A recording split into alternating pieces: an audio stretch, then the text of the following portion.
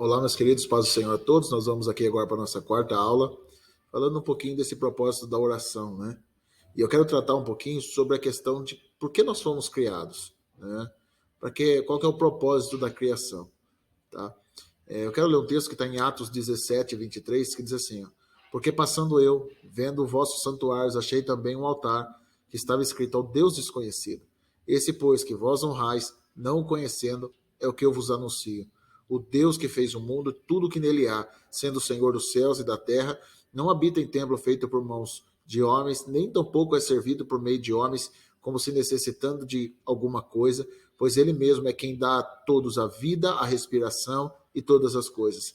E de um só sangue fez toda a geração dos homens para habitar sobre a face da terra, determinando os tempos já dantes ordenados e os limites da habitação, para que buscassem ao Senhor, se porventura tateando pudessem achar, ainda que ele não está longe de nós. Gosto demais desse texto, querido. É um texto que me chama a atenção, é um texto que me fala muito, tá? Principalmente pelo contexto histórico. Por quê? Porque Paulo aqui está falando com os gregos, querido. Pastor, quem eram os gregos? A Grécia, querido, era o palco da filosofia da época, né? De lá veio grandes pensadores como Pitágoras, Sócrates e Platão. Então, querido, Paulo está aproveitando toda essa cultura para apresentar o verdadeiro Deus a eles, pois eles tinham vários altares a deuses estranhos, a deuses, né, que era fora do padrão de Deus. Então, eu tenho aqui, querido, essa apresentação, ele começa a explicar quem é o nosso Deus. Ele começa a explicar o Deus que ele serve. E dentro dessa apresentação, querido, ele explica também o ser humano, né, a criação do homem e a sua finalidade. Ele diz assim, e de um só sangue ele fez toda a geração de homens. Ele está fazendo uma referência clara a Adão aqui. Ele diz para habitar sobre a face da terra, determinando os tempos dantes ordenados da habitação e os limites da sua habitação. Ele está dizendo o seguinte, para quê? Qual que é o propósito da criação do homem? Ele diz, para que buscassem ao Senhor, se porventura tateando, pudessem achar, ainda que ele não está longe. Paulo está dizendo, querido, que o propósito da criação é buscar a Deus, tá? É clamar a Deus, é orar a Deus, é adorar a Deus. O grande propósito, querido, da criação é esse. O meu propósito de vida e o propósito de vida de quem está me ouvindo é esse, querido. Primeiramente, nós temos o propósito de buscar o Senhor, o nosso Deus. Mas ele diz, querido, ainda que nós vamos tateando. Irmão, eu fico pensando nessa afirmação de Paulo e eu acho muito interessante. Porque quem vai tatear, querido? Tatear, você sabe, é procurar, né? Só vai tatear quem está desprovido de visão. Ou por uma limitação física, ou por estar sem energia na casa, tiver tudo escuro, né? Sem energia elétrica. Não importa, querido. Mas a questão o que ele está dizendo aqui é, mesmo que não exista em você uma capacidade de encontrá-lo, não desista de buscar. Mesmo que exista uma cegueira espiritual, ele está dizendo o seguinte, procure, né? O texto termina dizendo, porque ele não está longe de nós. Deus quer ser achado, querido. Então, deixa eu dizer uma coisa para você. Talvez você esteja dizendo o seguinte, pastor, eu quero achar, mas parece que está difícil, eu não consigo, eu oro, parece que eu não consigo ter esse contato com Deus da maneira que eu queria. Querido, vai buscar, mesmo debaixo dessa cegueira, tateando, vai buscar, querido. Vai procurando, vai acertando. Ele quer ser achado por você. Você já brincou com criança, querido? Quando você se esconde de criança e a criança vai para procurar você, né? O propósito é você se esconder para que você nunca mais deixe a criança achar você? Não, não é esse o propósito. Você deixa ela procurar você. Você deixa alguma coisa fora. Você quer ser achado, né? O que Deus está dizendo aqui, querido, é o quê? Eu quero ser achado por vocês. O desejo do meu coração é que vocês me achem. Irmão, existe muita cegueira em nós, muita limitação em nossas vidas, né? Mas vai apalpando, querido, vai procurando. Vai querendo achá-lo, vai trabalhando para que você possa achá-lo. Ore, irmão.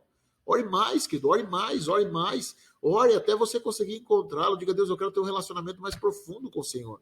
Eu quero te tocar de maneira diferente. Eu quero me relacionar com o Senhor de maneira diferente. Vai procurando, querido. Vai tateando e você vai encontrá-lo. Eu tenho certeza disso, né? Jeremias 29:13 diz assim, e buscar-me-eis e me achareis quando me buscares de todo o vosso coração. Serei achado por vós, diz o Senhor. O irmão está dizendo o seguinte, querido, quando existe um desejo, quando existe, querido, um anseio, né? Ele está dizendo, busque e vocês vão me achar. Mas não é simplesmente buscar, ele está falando de um nível de intensidade grande. Ele está dizendo, vocês vão me achar quando me buscar de todo o vosso coração. O desejo de Deus, querido, é que você busque de todo o coração, é que você se entregue, é que você clame, mesmo que você vá tateando, querido, mesmo debaixo de tantas limitações. Às vezes as pessoas falam, pastor, eu não sei orar, eu não sei o que falar. Vai na sua limitação, querido, mas faça, clame a Deus, vá buscar Deus, querido. Ore a Ele, peça para Ele, se relacione com Ele, tenha envolvimento com Ele, você vai ver as coisas acontecendo na sua vida. Porque Deus quer ser achado, querido.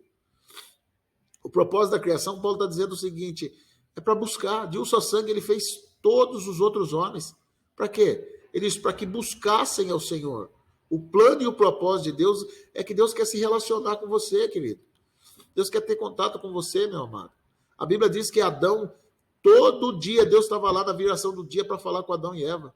Deus não respeitou nem a lua de mel deles. Deus estava dizendo o seguinte, você pode ter seu relacionamento com a sua esposa aí, mas eu vou estar aqui todo dia, porque eu também quero me relacionar com vocês, eu quero ter contato com vocês. O desejo de Deus é esse, querido, e a oração é fundamental para que a gente se relacione com o Senhor. Busque, irmão. Mesmo que você esteja desprovido de como fazer, vai tateando, querido. Vai buscando, apalpando, você vai achar, porque Deus quer ser achado de você. Irmão, se as pessoas entendessem, querido, que nós fomos criados para buscar Deus, a vida delas mudaria. A prioridade delas mudaria.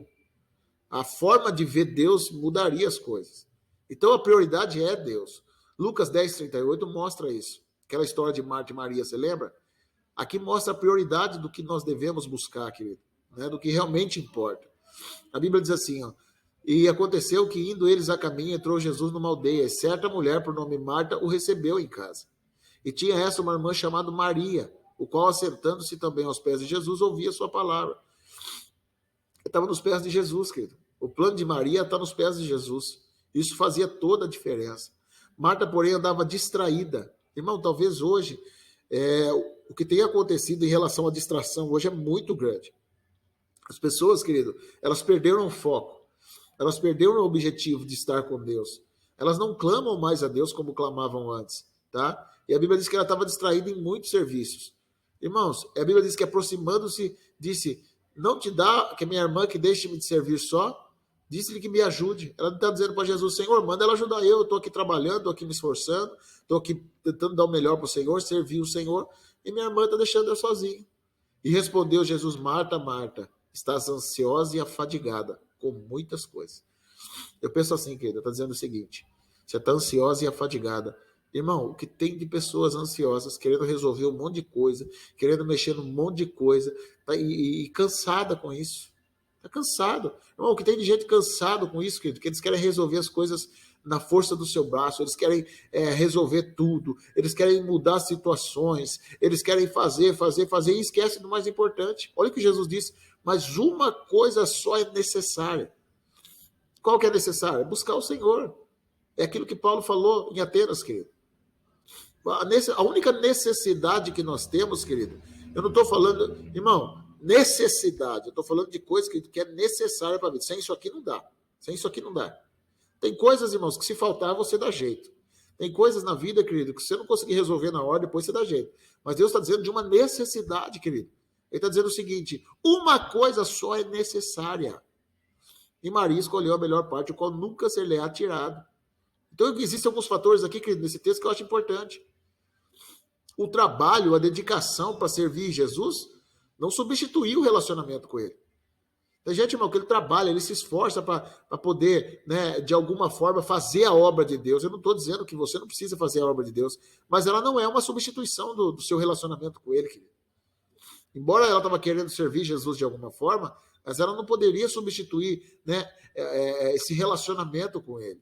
Embora a intenção de Marta seja boa, legítima, querido, né, porque ela queria mesmo servir Jesus Cristo, mas ela estava substituindo, querido, o relacionamento. Na verdade, querido, o trabalho ele é uma expressão do amor. Jesus fala isso para Pedro, tu me amas? Então apacenta as minhas ovelhas. É uma expressão do amor, não uma substituição dele.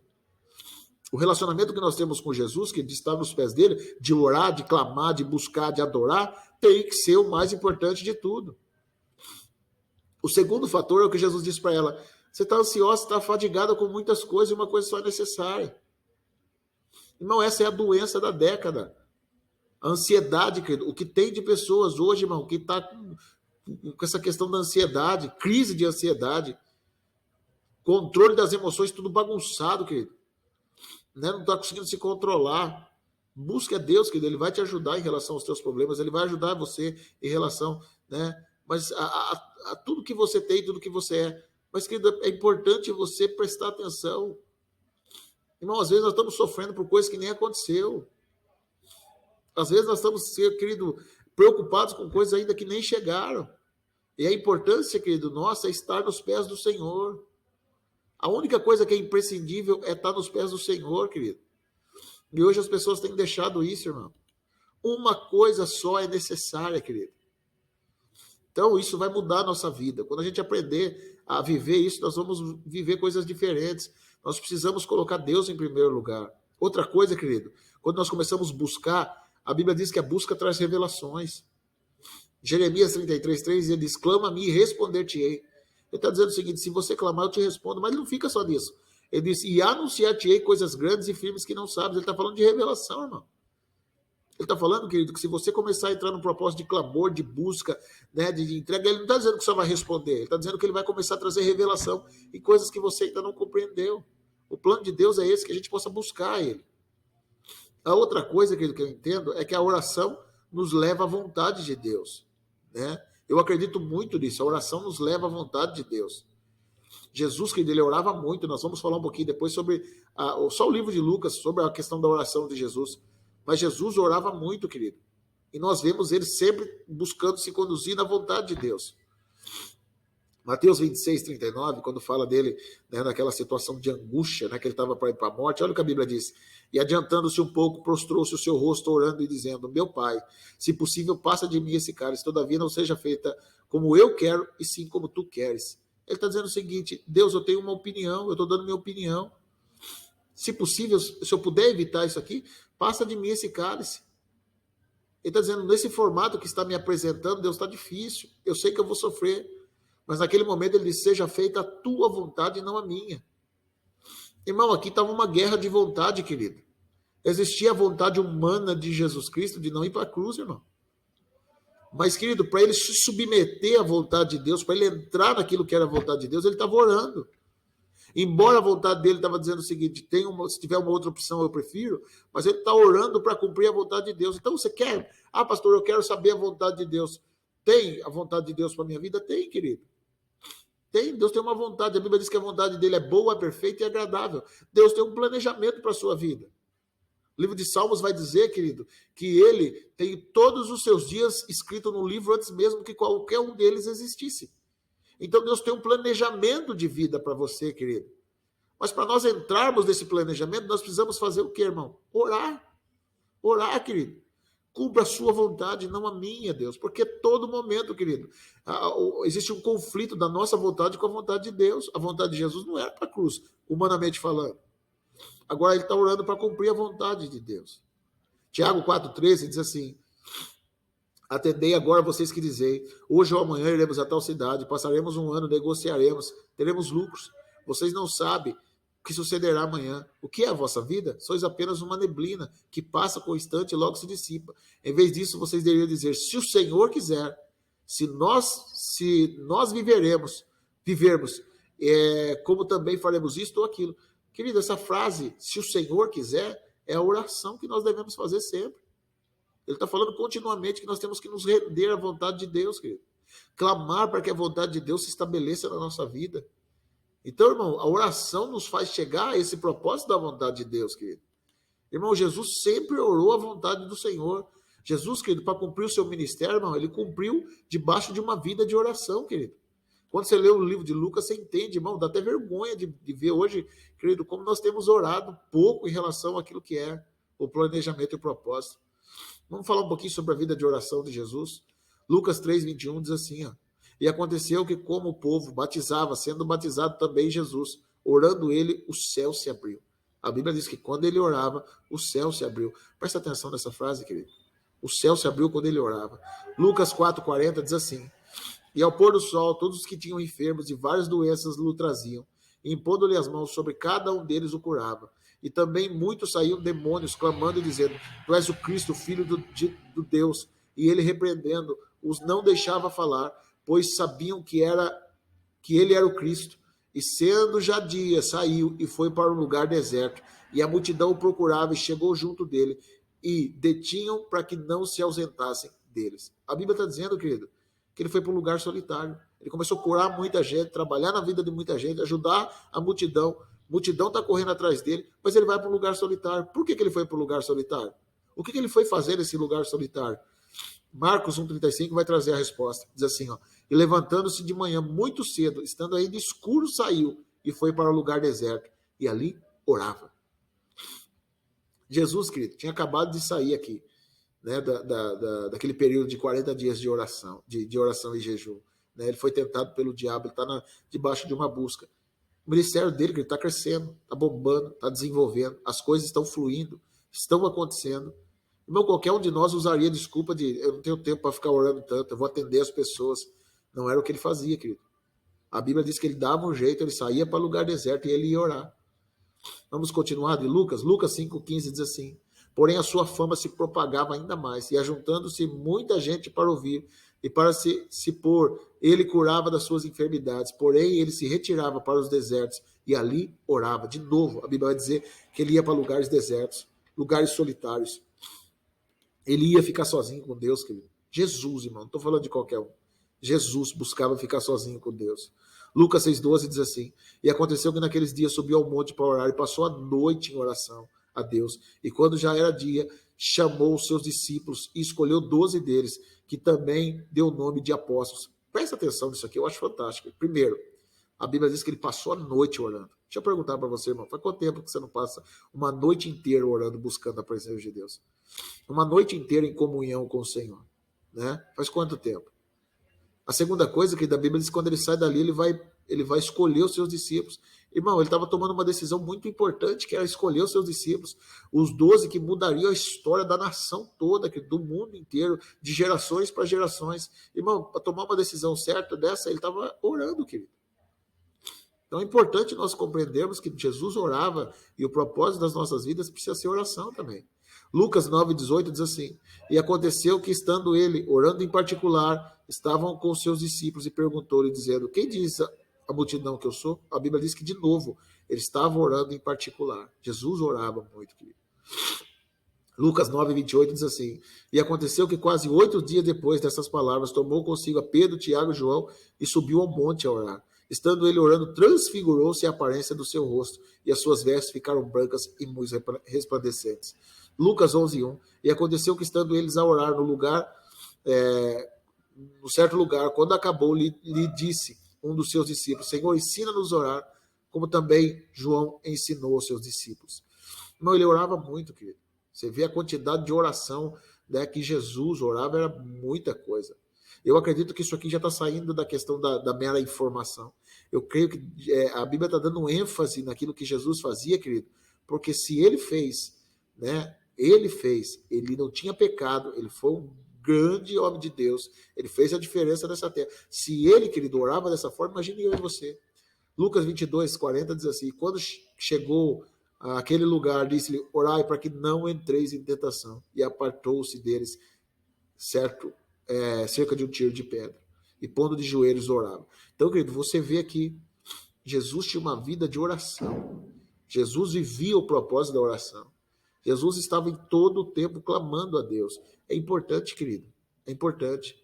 Eu vejo muitas pessoas hoje, até no ministério, irmão, querendo efetuar o ministério sem buscar Deus. Jesus, querido, cumpriu o ministério, fez todo o propósito, mas ele orava muito, ele buscava muito, ele tinha relacionamento com Deus, querido. E é assim que nós vamos conseguir vencer. É assim que nós vamos chegar ao objetivo, orando, buscando e clamando a presença de Deus. Que Deus abençoe você, em nome de Jesus.